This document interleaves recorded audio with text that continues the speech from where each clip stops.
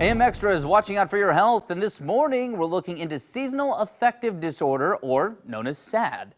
Mental Health America says that SAD affects nearly 17 million people in the U.S. each year. Joining us live with more is neurotech expert and founder of BrainTap, Dr. Patrick Porter. Good morning. Good morning. Thanks for having me. Thanks for being here. Talk about seasonal affective disorder. What is it and what causes it? Well, most people go undiagnosed because it's feelings of listlessness. They basically sad, you're down, and it happens nearly every day. And basically losing interest in activities that you used to enjoy, low energy, sluggishness. This happens because we're not getting the actual light that we need, that our body needs and craves from the sun. Well, I would imagine, here in the Northwest, that could be a particular issue during this time of year. Trouble sleeping, that's also something that can come along with this.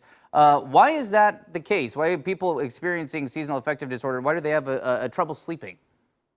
Well, they say that light is the most underprescribed nutrient we have today, because if you don't have the energy, you can't sleep. We've all known children that they're overtired and they can't sleep. So the same thing happens as adults. We need to really up our vitamin D levels. If that means, getting on a supplement that would help those increases, or getting out in the sun, or there's actually light that does it. Then if you get that light during the day, the body actually goes through cycles. And those cycles help us to sleep deeply and reset our neurotransmitter bank account so we feel good. That's what's happening. If we're not sleeping well, it will have a precipitous effect on our moods during the next day. There are other consequences of not getting good sleep as well. So talk about some of the health impacts of poor sleep. Yeah, the biggest thing you'll find is that lack of sleep over 3 days, you'll actually be operating as if you've just had a couple of drinks, because the body needs that sleep to recycle and rebuild. And so if you're not getting that deep sleep, your metabolism is going to be weakened, meaning that you're going to gain weight. Even eating the same amount of food, your body will try to preserve that energy. And of course, it'll preserve it in areas we don't want it, like the back, buttocks, and all the adipose tissue that we don't want.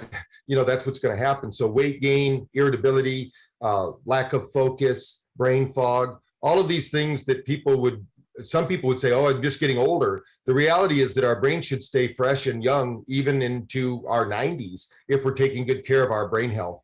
Oh, interesting. Well, I do want to talk about BrainTap. You are the founder of BrainTap. Talk about exactly what it is and how it helps with things like brain fitness and health.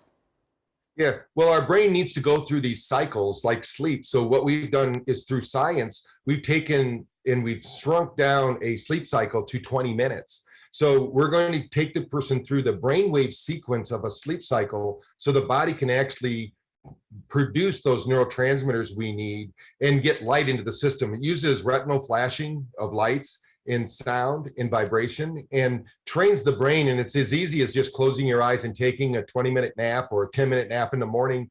And it really sets the brain up to learn for the day, because all learning starts with the brain being in the proper brainwave state. And if you're not sleeping well, the brain dysregulates, and then we'll get things like depression, anxiety, dementia, which leads to Alzheimer's. All these things really start with the ineffectiveness of sleep and the ability to regulate our body through light.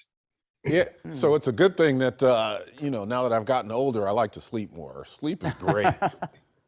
Exactly. Yeah. We need more sleep than what we need, but we need good sleep, like what we call deep sleep. Yeah. That's what cleans the brain. If you're not getting that deep level 4 sleep, which a lot of the sleep apps now track, then we could be in bed for 10 hours and not get adequate sleep. Sure. It's more a function of how we're sleeping, not how the length of time of sleep. Right. Quality versus quantity argument there a little bit. Exactly. Well, we have to end this now. Fascinating topic. Where can people learn more? If they go to braintap.info, they can actually get a free copy of my book, there's no credit card necessary. They can just download the book, read about it. They can also get 15 days free on our app, just to try it out. Try some brain fitness. If it works, great, continue to use it. If not, then at least you tried something new and different that will help you. All right, interesting, very interesting. Dr. Porter, thank you so much for your time to talk about this on AM Extra. All right, thank you for having me. Absolutely, take care.